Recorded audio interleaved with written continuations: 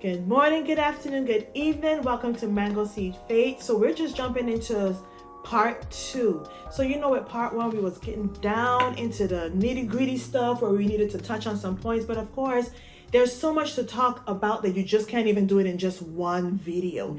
So we're gonna touch a few more little points. It's not going to be as long, and as I say, you can always comment, you can always reach out just in case if we miss anything. But hey, let's just jump right in there. Let's jump right in. So we ended off talking about triggers. Yeah. If you have not seen part 1, just go back, watch part 1 so that you could just flow right into the part 2, and then you get an understanding like what are they talking about, right? So of course we're talking about the healing process of miscarriages, and we're talking from our experience. Your experience may be different, but we want you to reach out to us because we're still learning and we're still healing, okay? So let's talk about those triggers. Yeah. What other stuff that we see out there that triggers and make us feel like, oh my God, I remember that miscarriage. Oh my God, I think for me, one of my main triggers is hospitals are my trigger. Hospitals are my trigger. Ooh. Hospitals, yeah, because even during the fibroid surgery, being in the bed again, being in that hospital bed again, that for me was a trigger, Oh my God. At some points I would have to kind of catch myself and say, okay, I'm actually here because of surgery. I'm not here. Not for that. Wow. And so that was definitely a trigger for me. And also a trigger for both me and my husband are seeing kids that look like the child that we thought we were going to have. That's a major trigger for us. I remember when we had the miscarriage, he and I came home. Kind of talked about this a little bit in our Q&A video. Okay. But we came home, the day we came home, I started to watch this show on Netflix named From Scratch. And I didn't really think the show had much of a meaning. Honestly, I just heard it was good. So I said, let me start watching the show. And I remember one afternoon, Craig came in the room with me to lay in the bed because I was just laid up. And we started watching it together. And as soon as we saw the little girl that they had. Wow. It was a biracial couple. So the little girl had caramel skin, right? You guys see me, I'm pretty fair skinned. And Craig is, he's of the more melanated skin, right? And so we saw the caramel skin, the curly hair, cutest little girl. Wow. And Craig just started bawling, and I started bawling too, because I already knew what he was thinking, and we started just bawling in that moment. Just to see how cute she was, the way she was dressed, and her little, they were on a vacation. So I could just see that being my daughter and her little two-piece on the island.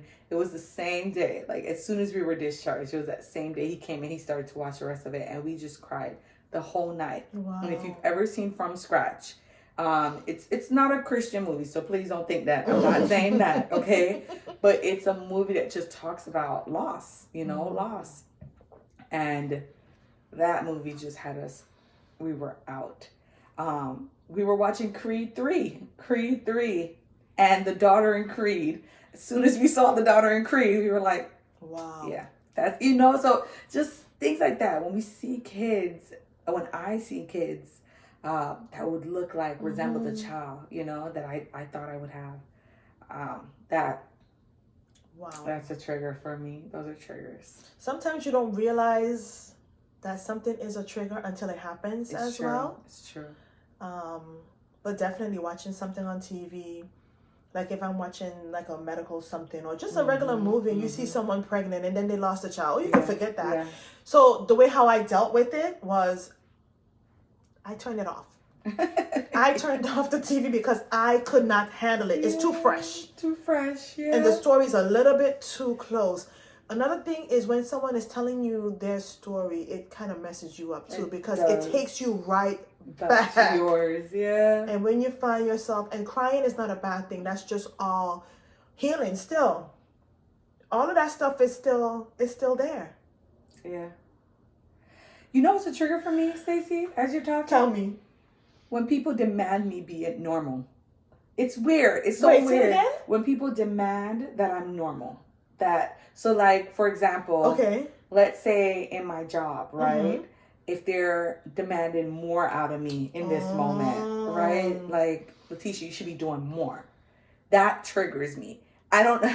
Because you're doing the best that you can in that Because I'm moment. doing the best that I can right now, you know.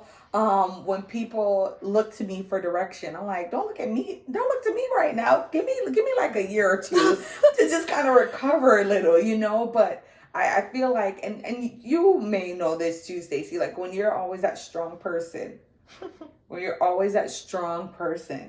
like, no matter what you go through, people require you to just be normal again. Yeah, okay. Just go on with ministry like normal.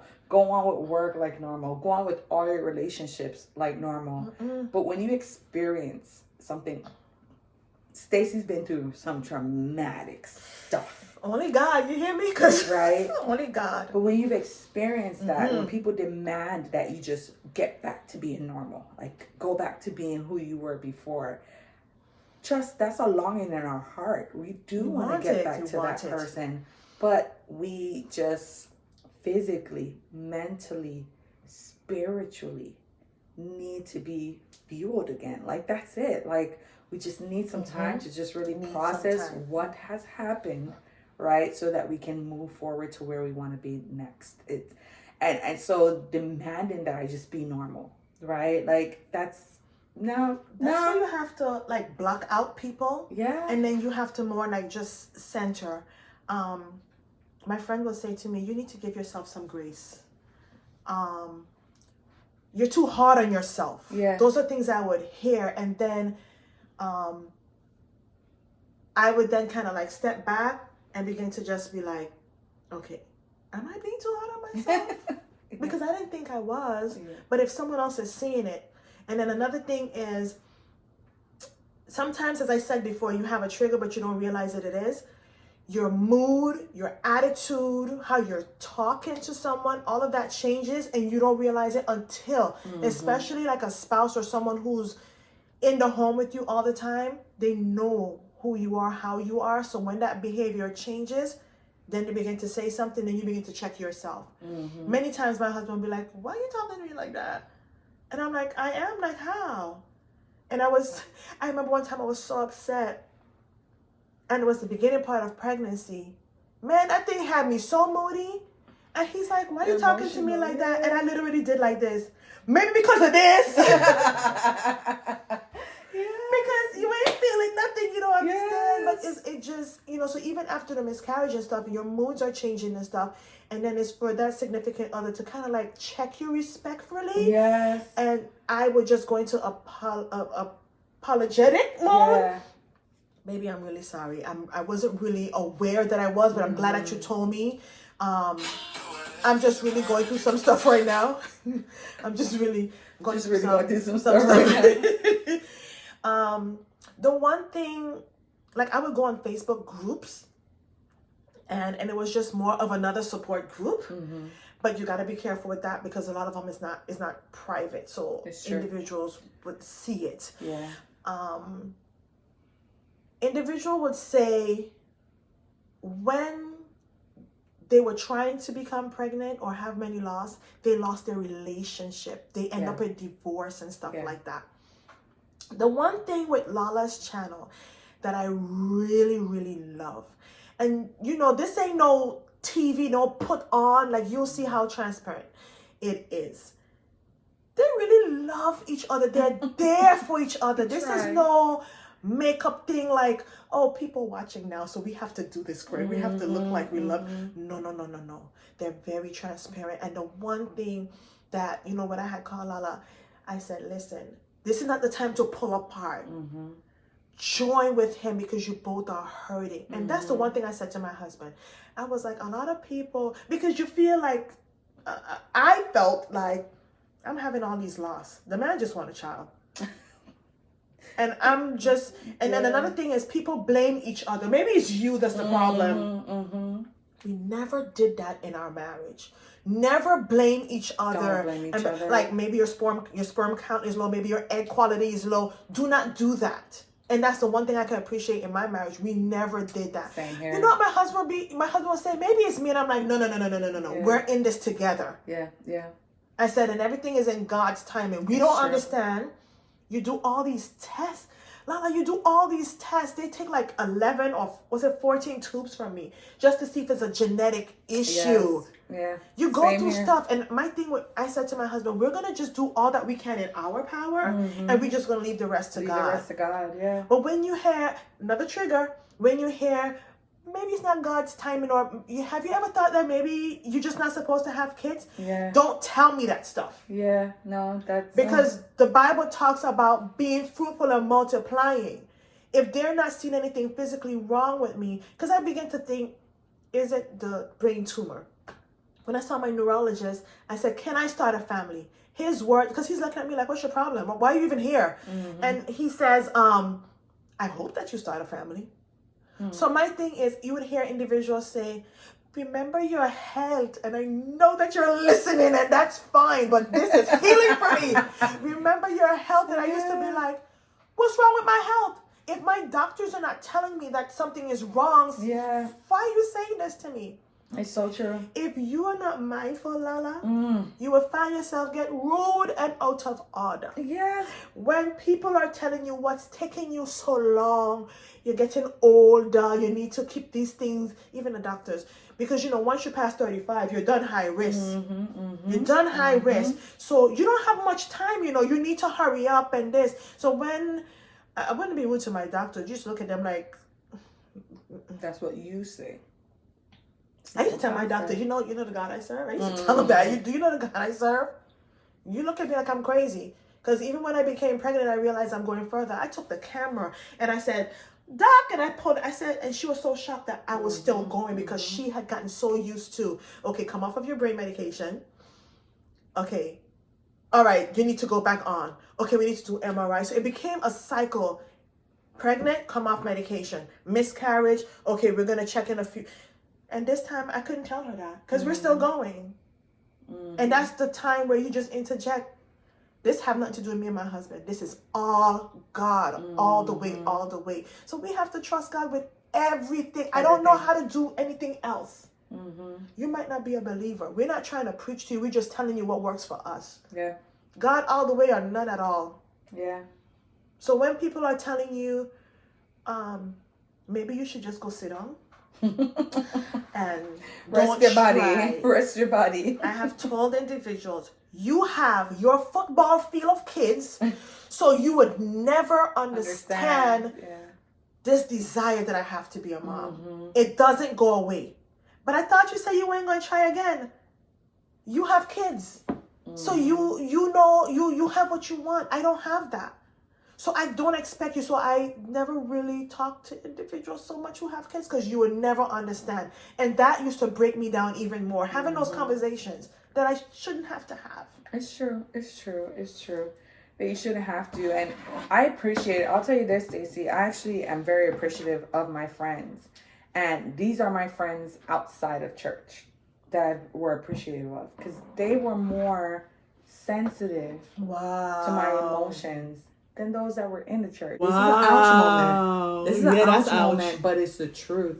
They were more sensitive to my emotions than those that are in the church. Not saying that they don't have their own relationship with God, but you would think the people that are bona fide Christians, always in the church, right? That they would have been more sensitive, but it wasn't that way. And I'm not trying to, hear me out, I'm not trying to bash the church, okay? That's not my intention. If anything, we acknowledge things like this so that we can all do better, because there are situations where I say things to people in their situation and I would want that person to say, hey, this wasn't the best thing to do, right? And so we're not doing this to bash the church. We're doing this so that we can hold each other accountable in our Christian walk. My friends would, like I said, one of them came and she brought me a book on miscarriage, and it was a devotional. Every day I would have a different devotional that talks you through the process of healing after miscarriage. I can't remember the name. I'm going to try to show you guys, because I said I was going to show it on my channel and I still haven't. But she got me a book. Another one of my friends got me a little plaque, a memory pack in memory of the child that you've lost Wow. with a candle. And I was like, oh my God. Mm. But then I have two other friends who they experienced miscarriages, and they would just call me and say, hey, I'm here. Because they know. Wow. You know, they Wow. know. So they would just say, hey, I'm here. Mm-hmm. And that was all I needed. That was the support that I needed. Now, I did have Christian friends who, like I said, would just come and just sit, Mm-hmm. or those that would just pray, and those that would just encourage. And that was the representation of the church I needed at that moment, right? There was. But there was some in the church that just said certain things, and you're like, this is so not sensitive. But those became triggers, because now every time I walk in that church and I see you, I remember what you said, right? Or you say it again, and I'm like, oh Lord, again. Or you would say it again and again, and be mindful. I know your intentions are genuine. You know, they want to see me happy, but that happiness is perspective to you, right? You got to ask me what makes me happy in this moment. Don't automatically assume that telling me that God's going to send me another one is going to make me feel better, you know, because God knows that doesn't make me feel better. God tells me now that, hey, I got you for this one. Like, I'm going to take care of you through the loss of this one. So I hear you. But, you know, so those things can always be triggers. And you actually said something about doctors, you know, how your doctors were guiding you. I remember, and this might be, you know, a little bit off topic, but I was thinking, like, what is one of the things that helped me when I was in the hospital after my miscarriage to kind of come out of that woe is me moment? Because 2 days after I had the miscarriage, within the first 2 to 3 days after the miscarriage, the doctors kept giving me grimmer and grimmer diagnoses. Like, me and my husband, I broke down the second day in the hospital. Because at one point they were saying that, you know, they may have to just take out my uterus, give me a full hysterectomy. What? Because my vitals were just out of whack. My vitals were out of whack. I kept losing blood. What was it? That's a lot. Losing blood. They thought I had low blood pressure. They thought I had blood clots. My tachycardia, so my racing heartbeat, like everything. They just couldn't. They were like, we don't know what could be causing this. Every test they would run would come back negative. And so I remember one of the ladies came and she literally said this. She said, well, I don't want to tell you what the worst is, but the worst is that you can lose, that we might have to do a full hysterectomy. But if you don't know what's happening, how you just gonna go extreme? And that was Craig's point. That was Craig's point. But it was just, I remember my gynecologist, she called me one night. Because, you know, I was texting her, letting her know the updates. She called me one night and she said, listen to me, Letitia. She said, I need you to drink water. I need you to walk. I need you to get up off that bed and I need you to fight. She said, I need you to fight to get out of that hospital so that you can go home, rest, recover, and we can see what needs to be done moving forward. Wow. She said, but I need you to get out of this. And God took someone who honestly didn't even need to give me that call, right? Because that wasn't even her hospital that she operates in. Wow. God took someone who wasn't a Christian, right? To our knowledge, God took someone to speak into me and say, get up and get out. Like, get up, do what you need to do and get out of there. And after she said that to me, that next day, I got up, I took a shower, I walked around a little bit more, I drank water, I ate even when I wasn't hungry. And sure enough, slowly they started coming back with, well, this looks good. We ran your blood cultures. This looks good. And I remember the Friday they told me I could leave. I was in the hospital for 5 days. I bawled like a baby. I bawled like a baby. It was a Thursday, yeah, because I went in Sunday, discharged it Thursday. I bawled like a baby. They still had no idea why my vitals were out of whack. And I didn't care. I said, as long as everything's okay with you right now and you don't have to touch my uterus, I'm good. And I bawled like a baby, but I remember her calling me and she spoke into me. She said, get up. And as I'm talking to you now, I just remember that conversation, but it's significant even right now. And I was saying to my husband the other day, like, you know, as much as I might feel the weight of what's going on, I've never felt God say to me, yeah, just sit down and don't do anything. No, sir. If anything, he's always said, keep worshiping. Keep worshiping. In the midst. Right? In the midst of it, keep worshiping. So if anything, let this be a word for someone. I know it hurts. I know that everything in you is telling you to just sit there and give up. But get up and go. Get up and go. Get up, go read your word. Get up, go pray. Get up, go worship. Get up and go. Don't sit there. Don't accept the enemy's defeat, right? Because we are more than conquerors through Christ. Don't accept that defeat. Get up and go. Get up and go. I just remember that. Getting goosebumps right now as we're talking about it. Get up and go. I could have accepted everything the hospital was telling me at that point and just give up. And my husband knows that night I bawled. I just boo-hoo cried. I was strong up until that point. I didn't cry when I saw my baby's face. I didn't cry. But that point, I was like, it's too much. Too much. Too much. It's too much. But my doctor reminded me, get up and go. And yeah, and honestly, that phone conversation, that changed everything because I made up in my mind that I can't sit here and accept something that I should not be accepting. This is not God's call. This is not God's will for me. No. It's not God's will for me. So get up and go. So no matter what the trigger is that you're, you know, we talked about it earlier. No matter what the trigger is, if you need to cry it out, cry it out. If you need to turn it off, turn it off. If you need to walk away, walk away. If you need to shut down for a little bit, right, where you're just not going anywhere, it's just saying, okay, God, I'm going to rest today because I just want to rest. Yeah. I just need to rest my mind, rest my body, then rest. But don't stay in that depressed, depleted place. Dangerous. Get up and go. Tell me how you would handle this one. So, Lala sings she leads praise and worship. I used to do praise and worship. We went to the same church and stuff. So, even back home, I was still doing worship and praise. When those stuff is in you, you just can't just sit down. Yeah, you can't. I've tried. So, whenever I go back home, you miss it so much. So, I would go to the practice. I remember that I just walked in, they didn't know I was coming, and I end up singing. Let me even back up. I just had a miscarriage. So I wanted to just get away for a little bit because again, my moods again. And my husband said, I think it's time for a trip. Because get my away. Moods, yeah. He said, I'm sending you home because home for me is just really therapeutic. The ocean is just really laid back. And I'm surrounded by my friends who knew. Nobody else. Went to church the Sunday morning, all excited. But by this time, because with miscarriage, Lala, I don't know if you realize this.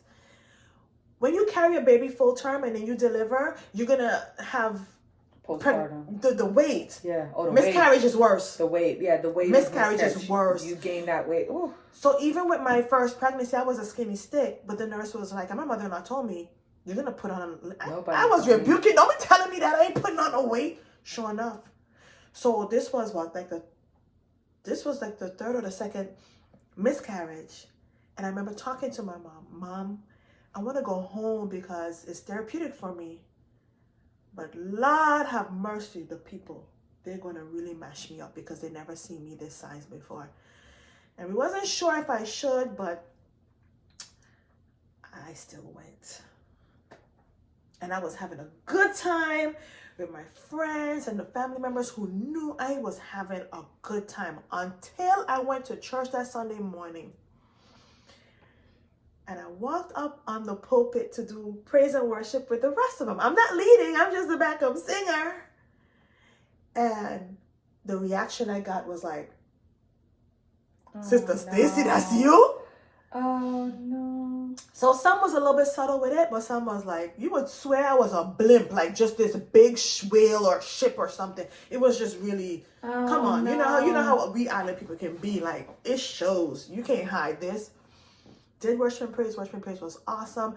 I was in my element. I was feeling good. I was worshiping God until next time to welcome our guests. I ain't no guest, but the minister.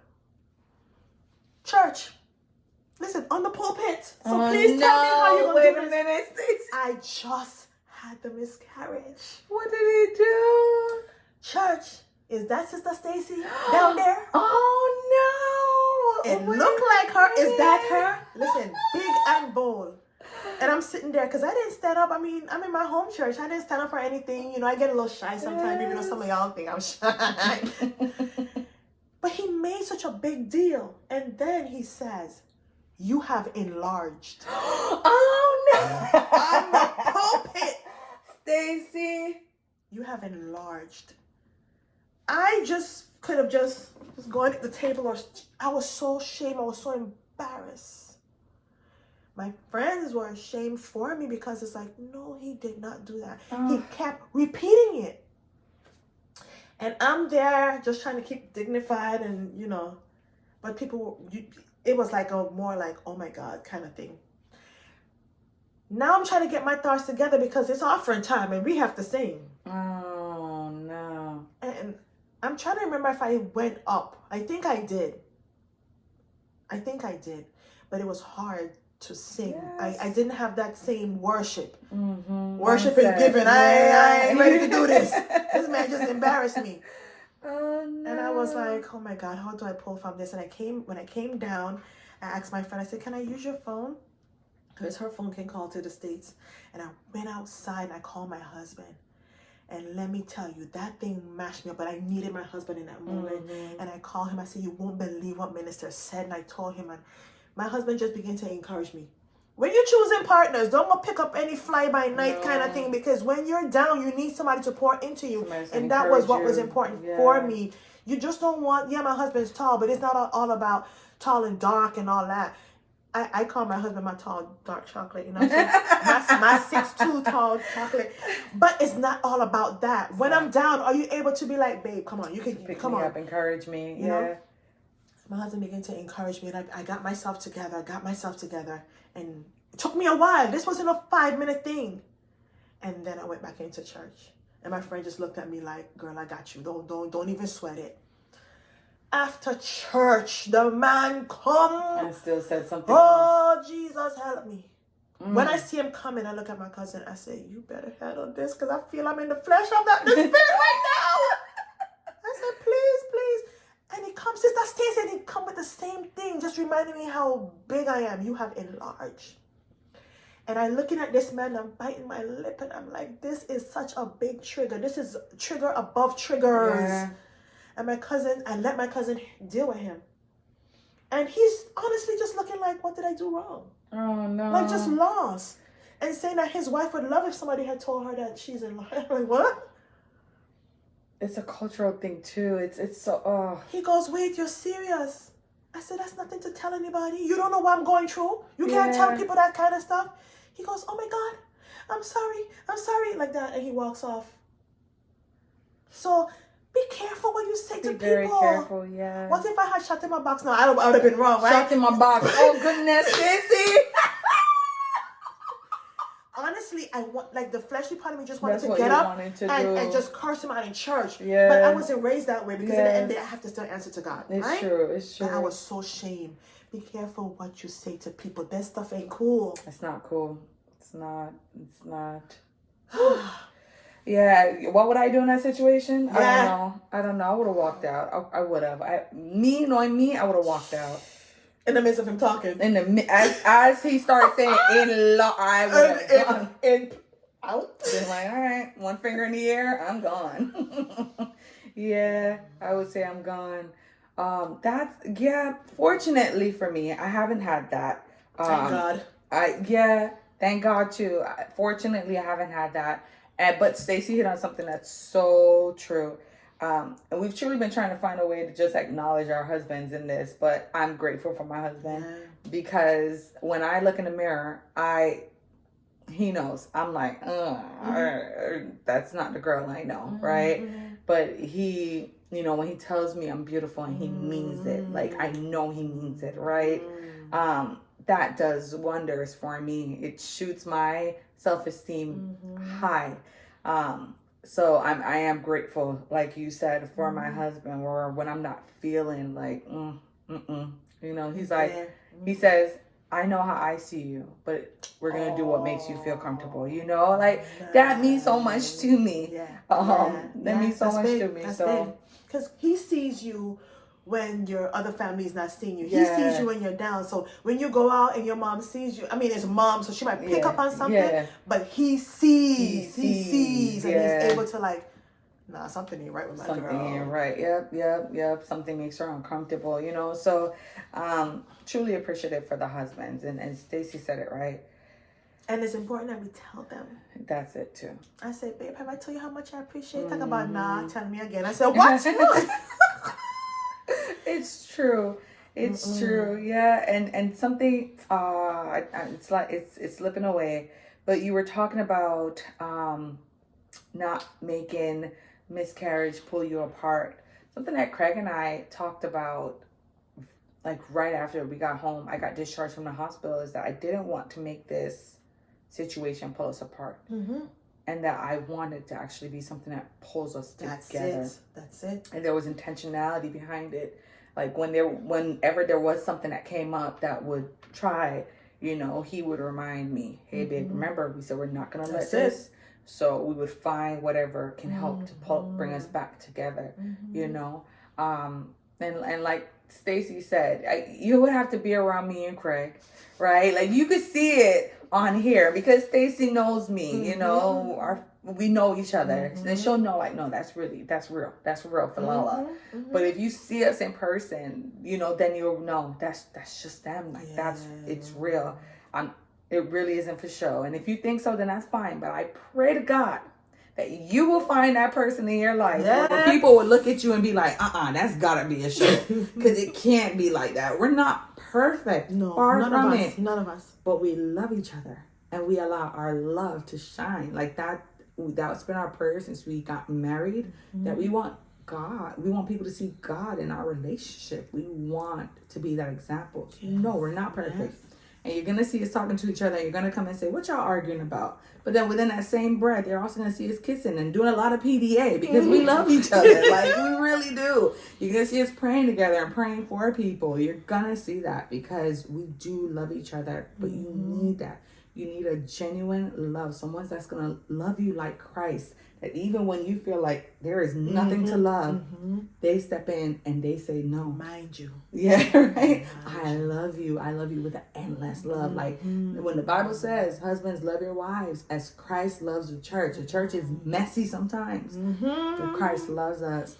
And that's the type of husband you need to look for. A husband that's going to love you in your mess and it's going to help you to put yourself together again and make you presentable again. Like that's the type of love you need to look for because that you need that when you go through situations like that. So I'm grateful to have that. I love you, baby. So we said it wasn't going to be a long one. I know, right? This has been awesome. This has been healing for me. Yes, absolutely.